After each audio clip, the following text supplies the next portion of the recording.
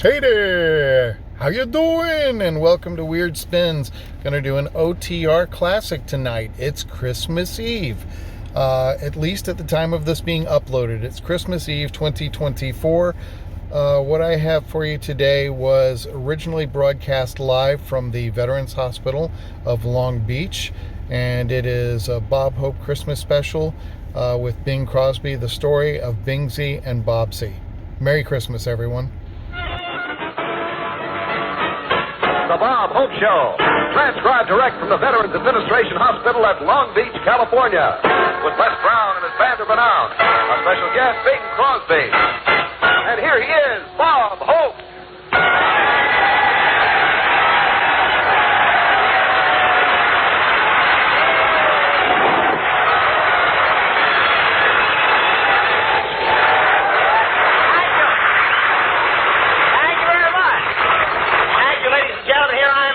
On Christmas Day for these boys in the Veterans Hospital.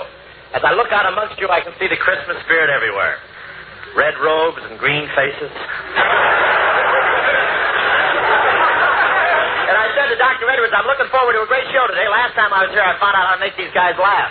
He said, I know, Hope, but now we keep that stuff locked up.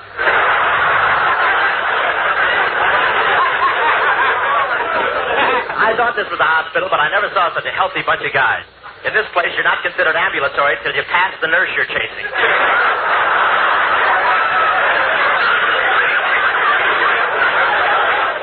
And I noticed the modern trend in Veterans Hospitals.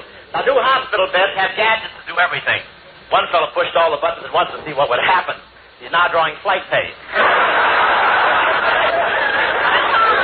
He'll be in for a landing any day now. And you should see the way these guys speed around the corridors in their wheelchairs. I asked one patient how much longer he expected to be confined. He said, I've been cured for a month. Now all I got to do is serve out the last 90 days of my traffic sentence.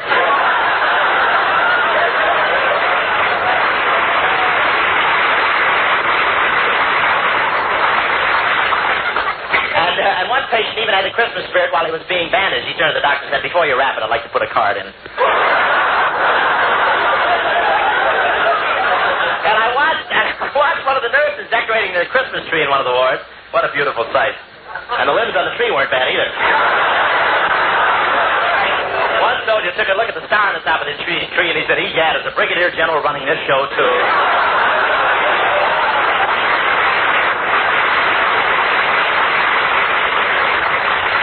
I think it was General Estabrook, I'm not sure. You can't blame Santa Claus for not wanting to show up at this hospital. Last year, when he stepped out of the fireplace in his red suit, 3 nurses and a doctor grabbed him, gave him a shot, threw him in bed and screamed, we don't care if you do have a beard, you'll be discharged when we're good and ready.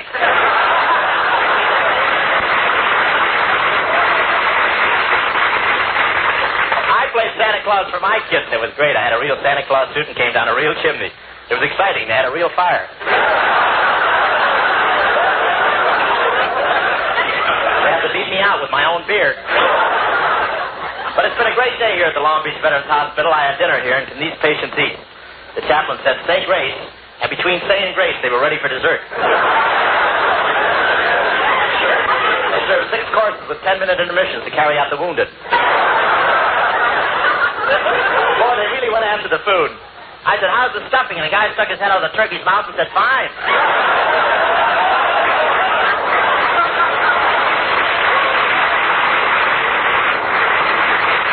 One guy at the table looked really beat. I said, you look like something the cat dragged in. He said, yeah, but he won't drag me out again. I ate him.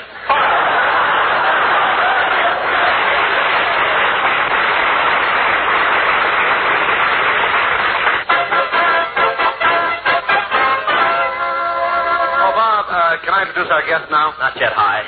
Grandpa Crosby can't come dashing out on the stage like he used to, you know. It takes a little preparation.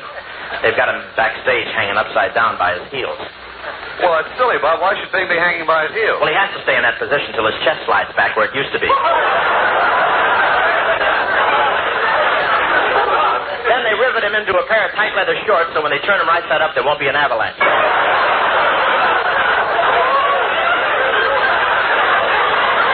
But I got a right to be sore. Wait till I tell you what happened. It was yesterday afternoon. I was in a department store to buy a gift for Bing. Well, there's Santa Claus standing in the middle of the aisle. I'll go over and say hello to him. Well, jolly old Santa. Well, tonight's Christmas Eve, Santa. Are you going to get into your sleigh and sail over the housetops? No, boy, I'm going to the rendezvous and fly around the chandelier.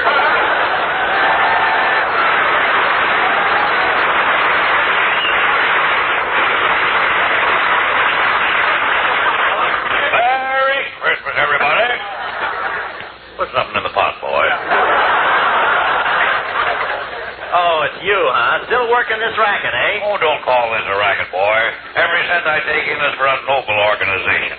You've heard of the SPCA? Oh, yes, the Society for the Prevention of Cruelty to Animals. Yeah, well, this is for the HGBLS, the homeless coonie birds of Lower Frangipani. Frangipani?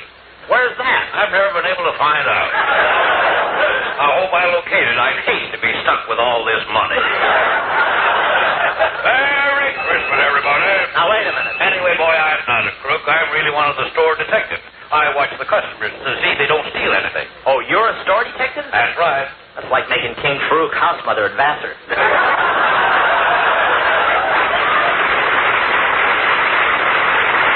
Now, boy, I only dipped in for a few dollars to give to my poor old mother.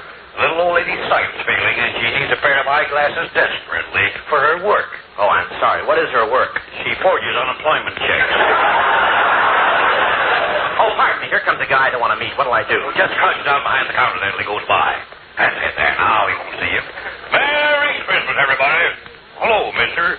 Say, aren't you Bing Crosby? Well, that's close enough.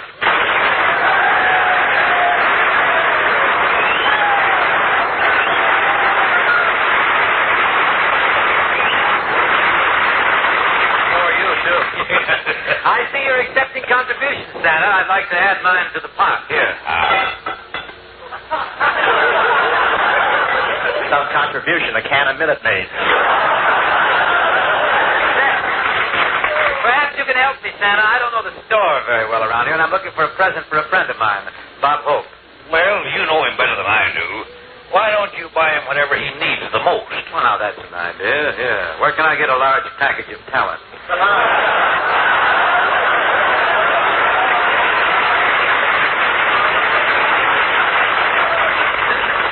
Look who's talking. If he's in my next road picture, he'll be pushing a broom in a cart. I've got to get something for Yogurt Boy. I was going to buy him I really thought I'd buy him some shorts, but they don't have a size big enough for him. The only size they had were large, very large, and across the wide Missouri. You've noticed this lad is requiring quite a bit of real estate toward the rear. No. He's the low, rambling ranch type himself. I hate to try to back him into a two-car garage on a foggy night.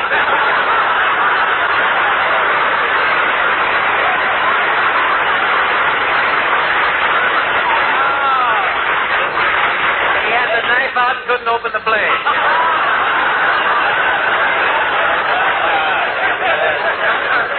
I'd like to open one on you, but where'd you get that little ad lib on, man? I can feel it right between my... Bing, it shouldn't be hard to think of a present for your friend. Think of it the other way around. What's the one thing you'd like to receive from Bob Hope? A postcard from a concentration camp in Siberia.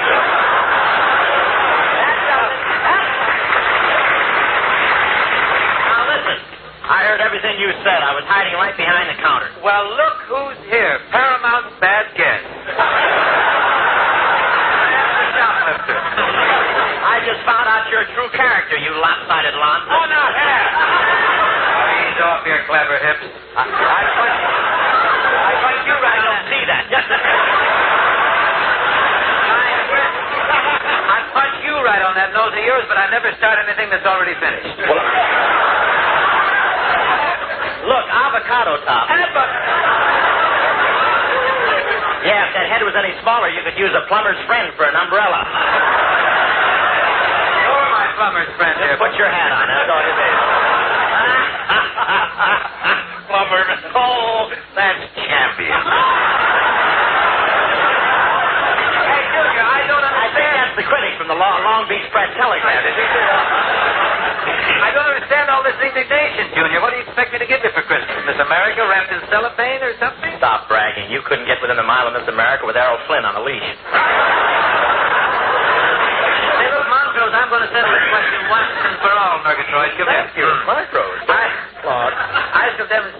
concerned just who is the biker and who has the generous heart in this team. Now, for your Christmas gift from me, I want you to pick out anything in the place. Very generous ad libbing. No, I mean it. I mean it. Young lady. Yes. I'll take that. No. No. You worked on anything. Well, I mean that $300 set of silver over there. Just wrap it up as my present to Mr. Holmes. To me? Well, I'll top that. How? As my present to him, lady, wrap up a $500 set of silverware. I'll raise my gift to you to $750. Well, I'll raise mine to you to $1,000. And here's my check to pay for it. 1,000 even. Thank you, sir. Now, get up your loot, Bing. Oh, Mr. Crosby doesn't have to pay. Of course not. Wait. Wait. What goes on here? I'm the shill of the silverware department, lad.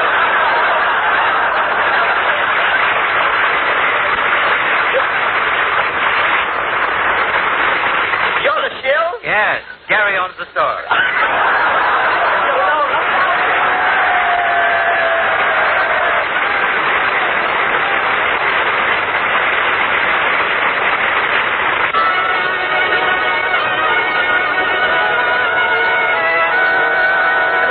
Ladies and gentlemen, there are many wonderful Christmas stories, such as those written by Dickens and Hans Christian Andersen.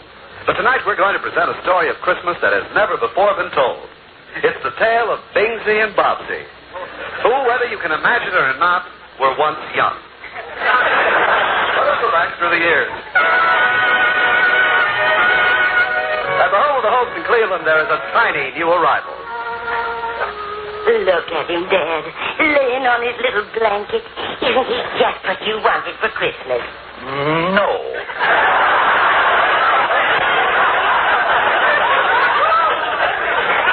To tell the truth, Ma, what I really wanted was a pinball game. Oh, now that's silly.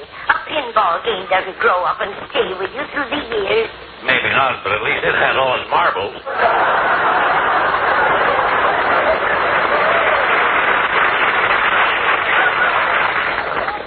Remember, Pa, before the baby came, you went out and bet $50 it would be a boy, and I bet $50 it would be a girl. Yeah.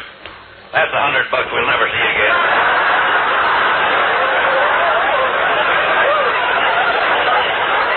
Look, just... What does that mean? Wait. Look at his little face smiling up at us.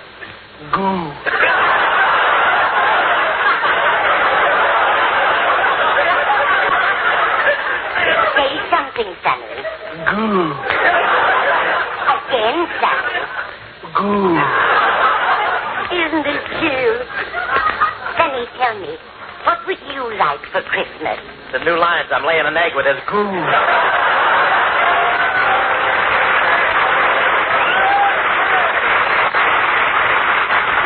Yes, sir, we hoped for a wonderful family. Mama was a fine woman till her desire for riches got the best of her, and she turned used car dealer. She had an idea that would have made a fortune if they hadn't caught her at it. She was soldering pennies on the front of Fords and selling them for Lincolns.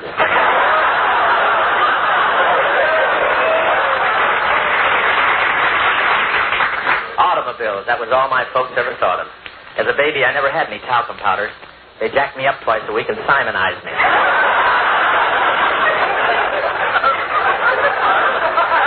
The first Christmas I really remember was when I was 7 years old. A new family moved in next door, and I went over to make friends with a little boy. Hi there. Hi. What's your name? Harold Ellis Crosby. Well, brush your hair back out of your eyes so I can see it.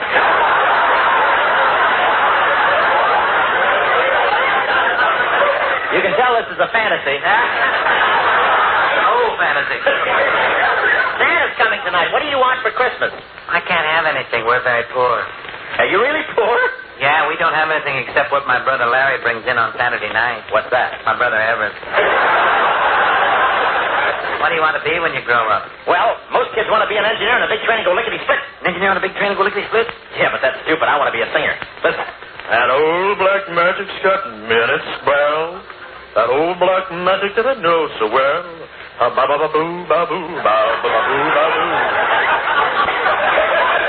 What do you want to be when you grow up? Engineer and go lickety-split and run over you?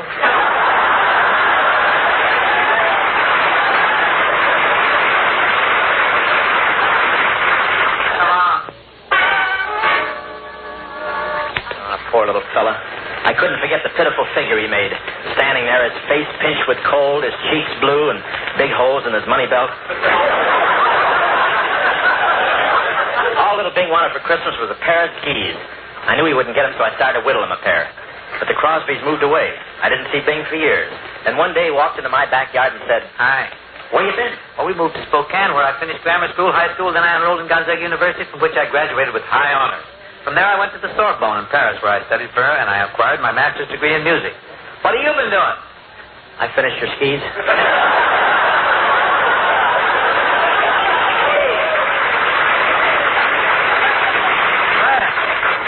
This is double dandy. I don't ski, but they'll keep me from falling down open manholes, I guess. Say, who's this cute bit of fluff coming through the gate? Hey. Yoo-hoo, Bobsy. Oh, she's my fiance. She's so crazy about me, she thinks I'm the only guy in the world. Hello, Bobsy. I just thought I'd come over. Well, who's this? Over the river, Charlie. Skip the gutter. Fluffy up your feathers, will you? I'm a chicken inspector. We really go back. Oh, 23 Skidoo. I'm Kid Pepper. You can't shake me. Squeeze me, kid. Squeeze me, kid. I'm a lemon. The ushers will now pass among you with Tums. You're quite a dish, honey. I'm in a generous mood today. You may kiss me if you like. Oh, thank you.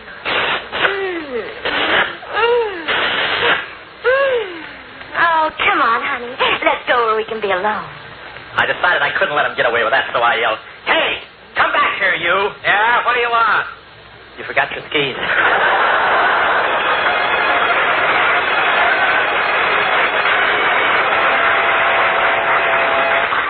I didn't see Bing for several years, but he told me he never made any money till the Carnation Company hired him. Crosby's voice made the cows contented. When he sang, they turned to each other and say, "Thank goodness, Matilda, that didn't come out of me." Please, you're speaking of the tonsils I love. I'll take over from here, Robin. To make a name for myself, I went to New York, where I did rather well. I got quite a jolt one day on Broadway when a shabby derelict shuffled up to me and said, "Hey, mister, you got $1 for a cup of coffee?" If I'm a bum in this thing, I may as well be a high-class one.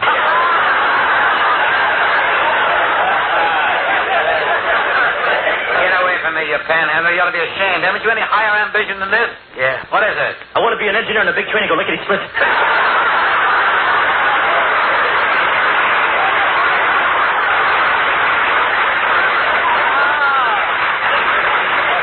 Why, Reuben! Yeah, it's me. I'm in awful shape. Can you help me? I'm sorry, but I've worked hard in New York for what I've attained. Had you applied yourself as I did, you might have achieved a place for yourself on Broadway as I have. Now, on your way. Go along. I'm busy. Okay. Here you are. Get your morning paper and hold on here to the Times Express Bureau.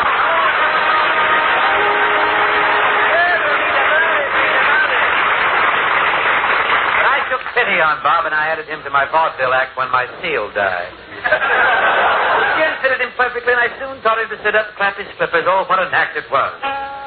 By the light, By the ever lovely night of the silvery moon. it rhymes with June and croon and spoon and goon unless Brown Band is out of tune.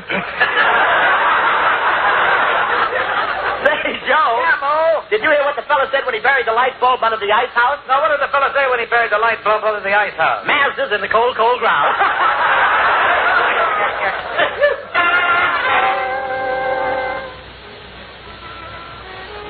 That night was Christmas Eve in the little theater we were playing in Kansas. Christmas Eve, a time of warmth and good fellowship, especially among homeless actors. As we sat in our dressing room after the performance, the door opened. The manager of the theater stuck his head in with a genial gleam in his eye. He smiled and said, "You no-talent jerks are fired." Fired? For what? That ain't enough of your act this bad, but ever since you've been here, we've been missing popcorn for the machine in the lobby.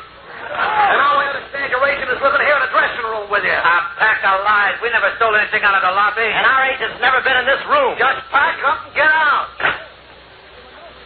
Well, open the trunk. Gee, thanks, fellas. It's hard to breathe through all that popcorn.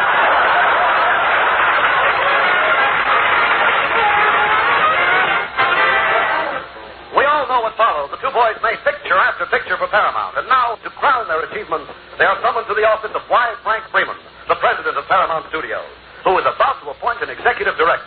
May the best man win. Well, hello, boys. Well, hello, Mr. Raymond. How are you, boy? I won't keep you waiting because I know you're anxious to know my decision. Naturally, executive director is an important job.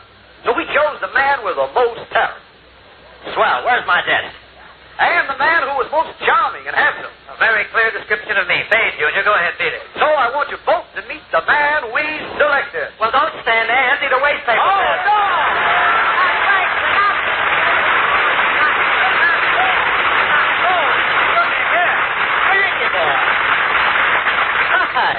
Frankie, what are you doing at Long Beach? Well, the shrimp boats landed, and I fought my way out of the net.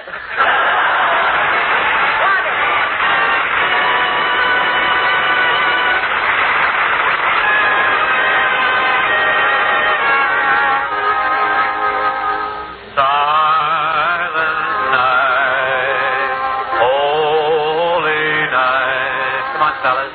All is calm, all is right.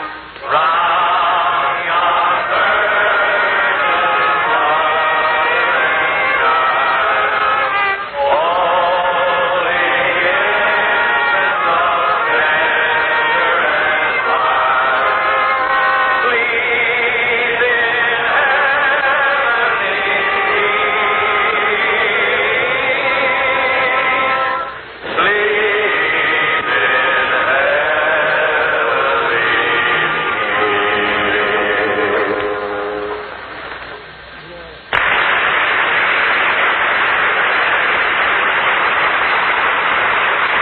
You and your folks had a wonderful day. Right, we want to wish you all the season's best. Merry Christmas. And a Happy New Year.